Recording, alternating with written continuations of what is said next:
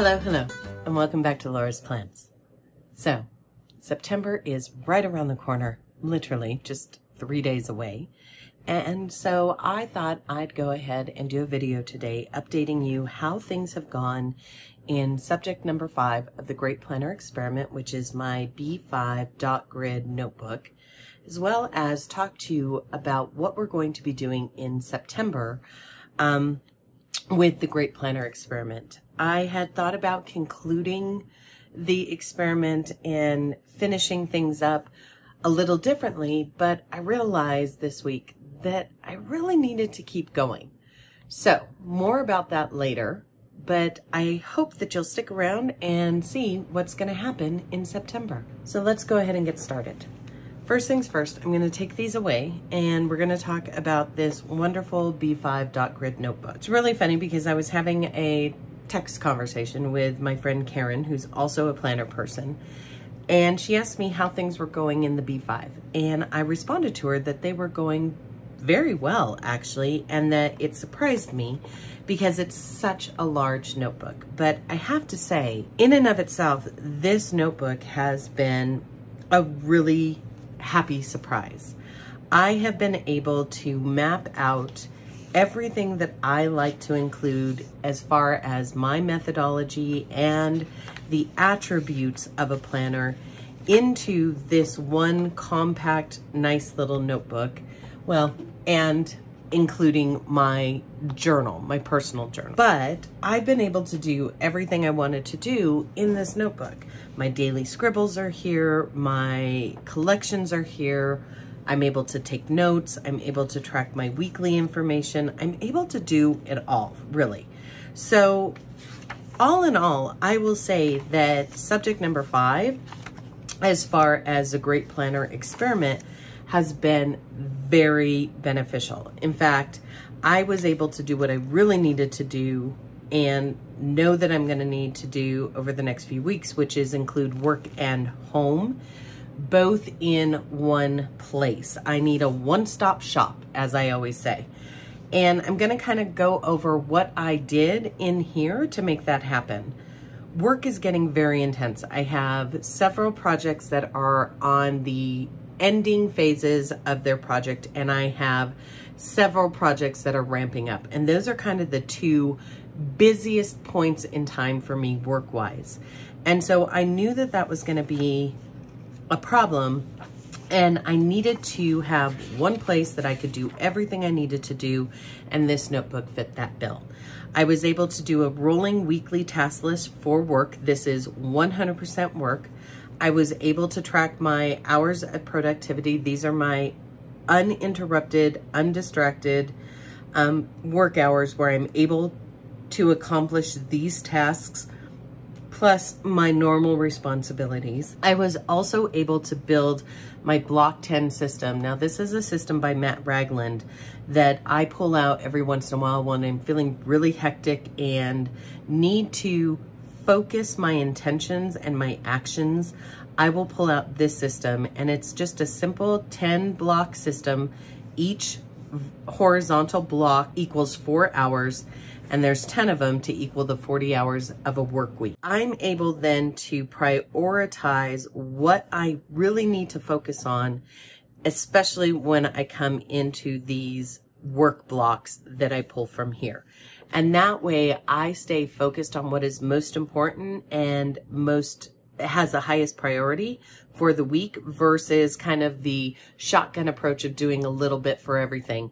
I was able to really feel like I had a productive week because I was able to map it out, both where I was getting my work done, how many hours it was taking, as well as where I wanted to put my focus for the week.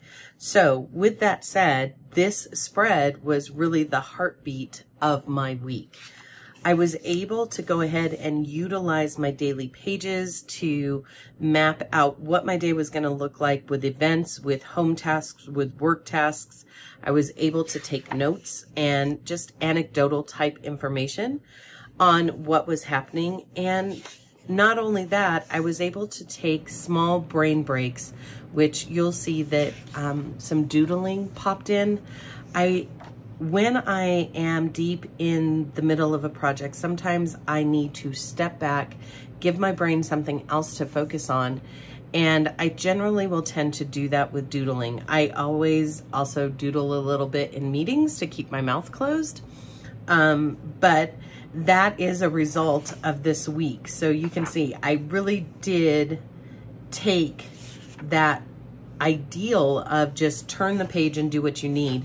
I was able to do that in this notebook, and it was very gratifying, and it really made me happy. So this notebook is definitely a plausible option, a highly plausible option moving forward. I have to say, I really quite enjoyed the size and real estate. I never felt cramped. I never felt like I was wasting pages. I felt like I could set things up, have lots of room to do it in, space to grow, and then if I really needed to, I could turn the page and do whatever else I needed. So I did go ahead and set this B5 up for the first part of the week, and I'm going to explain why I did that. I want to go ahead and finish August in this book, but that means that I'm in this book through Wednesday. And then I wanted to move into what I'm going to be using for the month of September, because I will say kind of this splitting in the middle of things and jumping around from book to book to book, I'm feeling like I'm losing things. And so I thought that would be my natural progression. I don't really like to carry months into other months. I tend to make a hard stop because that's how my habit tracking works. That's how everything works. So I did go ahead and set this up. This is my rolling weekly side for this week. Here's my Pomodoro or hour blocks. I do them in half-hour blocks. And here is my block 10 system. I've gone ahead and labeled them with my major priorities for the week. And tonight, when I start to prep, I will go ahead and fill all of this in. I will also fill in my action steps that I want to take for the week and track for the week. And those will be populated once I finish my goal setting, check-in and reflection for the month of August and start to prepare for September. So I'll get those in later on tonight. I'll be doing that today. And then I just turned the page and Monday is here. I was feeling a little crafty, wanted to play with ripping up some paper, I guess, and pulling out some things. So I just pulled out some stickers and some paper that I had on hand and added it to these spreads. This notebook will continue through Monday, Tuesday, Wednesday, and then I will be able to utilize it again should I want to on any other month for the rest of the year.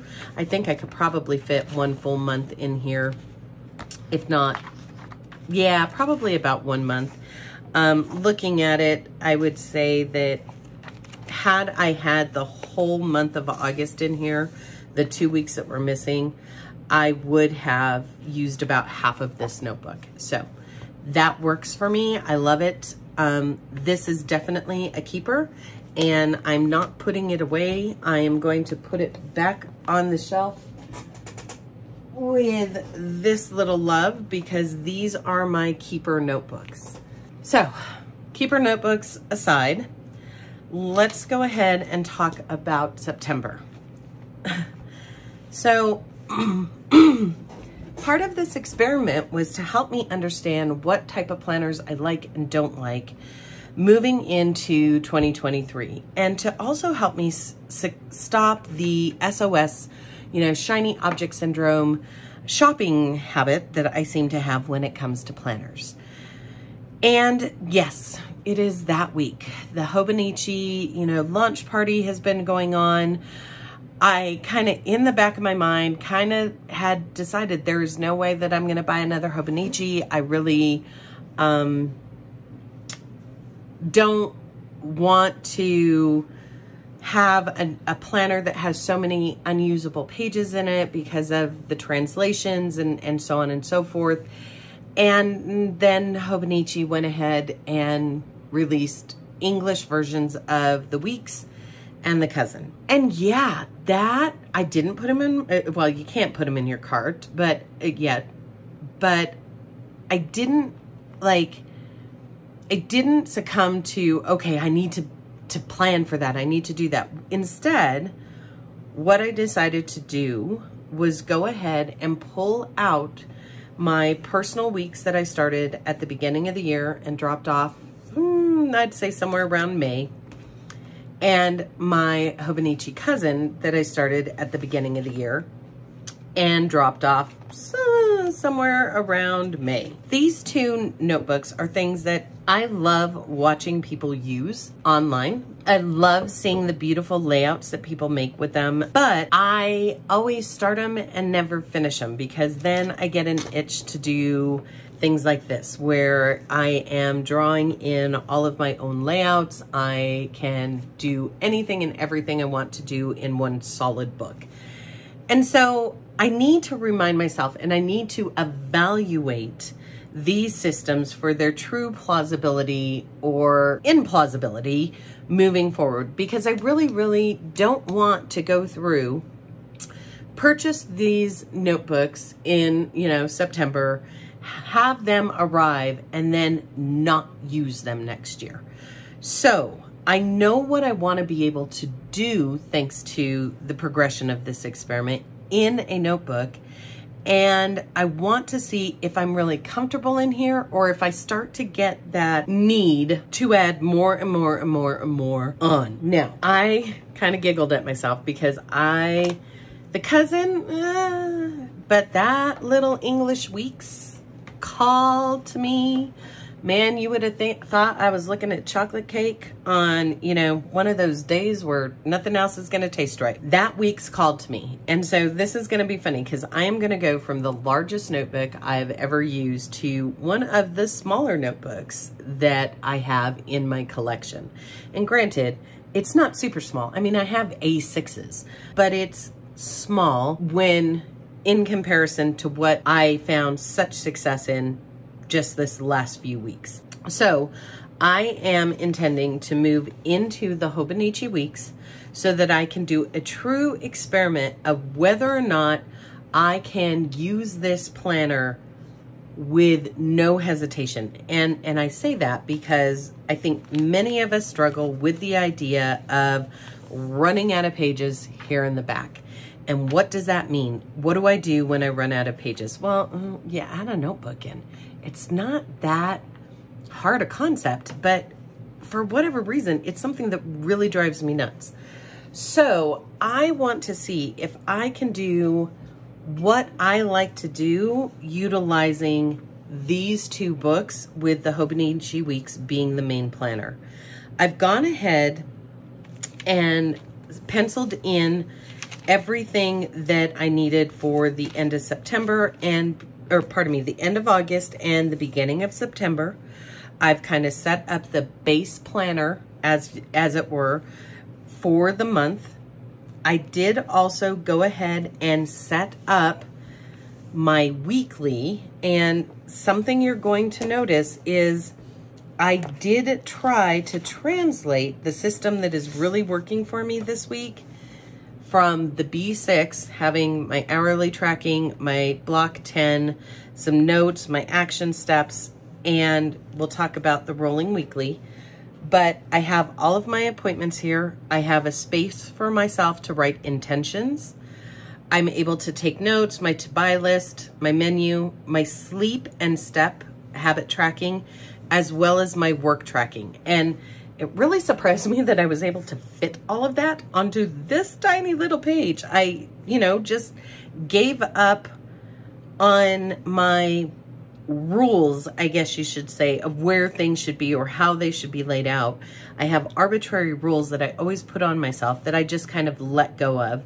And I was able to build this spread so that it hopefully would be 100% functional and capture the things I like to see on a weekly dashboard.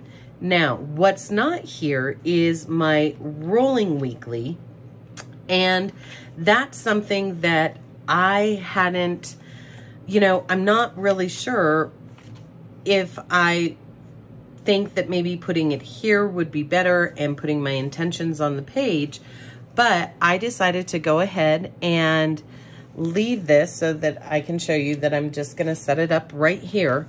I'm gonna do my dailies on this side, and I put Monday there, which is funny. I need to take that off because I actually won't, well, no, I'll probably go in a back plan. Let's be honest with myself. So I'm gonna do Monday, Tuesday, Wednesday, Thursday, and Friday, and then my little SS for Saturday, Sunday, and a migration, and then just my tasks. And I'm gonna make that the header on the left-hand page so that as I go into this week, I have all of the things that I like to have. Part of me is wondering if having this rolling weekly task list separate from my tracking is going to make a difference. I don't think it will, but we'll see. It might be that next week I decide to move this, you know, these elements that are on this part of the page to a 2-page spread in the back, but that gives me room to, you know, experiment and try. And then I'm just going to use the pages. I am not going to hinder myself, so to speak, and say, oh, you know, I'm worried about page consumption. I'm not going to do that, because the truth is I can always add a little notebook in. I do have those little, this one's like torn apart, but I do have the little Hobonichi supplementary notebooks that I could add in for notes and collections if I really wanted to. I also have my journal in which I can scribble in. And the other thing is, one of the things I found online was Kinbor does have a notebook that is exactly the same size as the Weeks, but all it is graph paper in this size. And it actually matches this size, whereas the Hobonichi supplemental notebooks are a little smaller, and I don't know why that bothers me, but it does. So I could, in, you know, theory, have a whole nother notebook in its own little cover that would just be like long-term collections and notes. So yeah, I want to try this out. I want to see how that works. And so I'm going to transition from this size to this size at the beginning of September. The other thing that we're going to do is this, I'm going to stay in for roughly 14 days, 15 days. I'm going to split September right in half because I want to go ahead and give the Hobonichi Cousin a try. I'm kind of giving myself a timeline that I won't make a decision on whether or not I want to order a Hobonichi Cousin and Weeks from Hobonichi in the English versions until October, so that I give these a true attempt right before I make that purchase. So here we go. I've gone ahead and penciled in a little bit for September.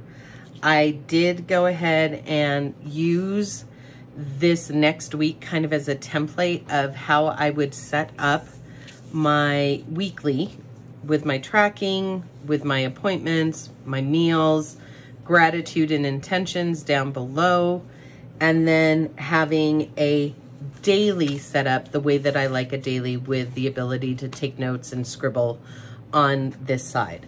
So I set that up just so that I could see whether or not I was able to do what I needed. And first things first that I realized is that productivity tracking and block 10 that I'm needing right now, because I'm in such a heavy time, I don't really have the space to just kind of turn a page and do that in here. So I did add in a supplemental. It's just a dot grid A5 TN insert.